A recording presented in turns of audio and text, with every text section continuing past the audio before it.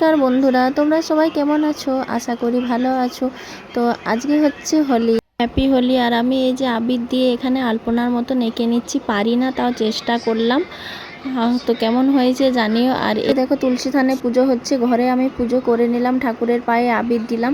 তো তারপরে এই যে পুজো হলো, আর এই যে আমরা আবির মাখামাখি করছি। তো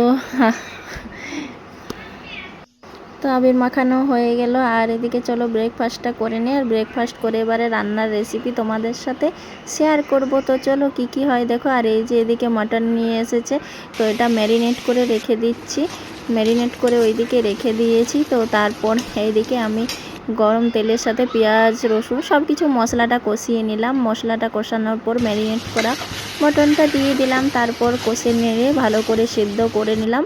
আর এদিকে খাবার খেতে ভাত আছে, পোস্তু, আর এদিকে স্যালাড করেছি, আর মাটন ঝোল তো উঠছেই না। তো চলো খাওয়া দাওয়াটা সেরে নিই, তারপর এই যে আমরা খাবার খেতে বসি, সবাই খাবার খেতে বসে গেছি। তো চলো খাওয়া দাওয়াটা সেরে নিই। তারপর আজকে বিকালে চা খেয়েছি, চাটা খেয়েছি, শুয়ে দিয়েছিলাম। বেশি বড় করব না, ওই জন্য বেশি দেখায়নি। আর এই যে এদিকে চিকেন ছিল অল্প, চিকেনটা ফ্রাই করে নিচ্ছি, রাইসের সাথে মেশাবো। তো তার জন্য এদিকে লং, এলাচ, দারচিনি সব কিছু করে রেখেছি, রেডি করেছি। আর এদিকে চিকেনটা রেডি হয়ে গেছে, ভাজা হয়ে গেছে। তো চলো চিকেনটা এর মধ্যে দিয়ে দেবো। তারপর কিছুক্ষণ পর আমরা খাওয়া দাওয়া করতে বসে যাবো। ওই যে রাইস আছে, রুটি। ভিডিওটি এই পর্যন্ত ভালো লাগে থাকলে একটা লাইক, কমেন্ট অ্যান্ড পেজটি ফলো করে দিও। টাটা।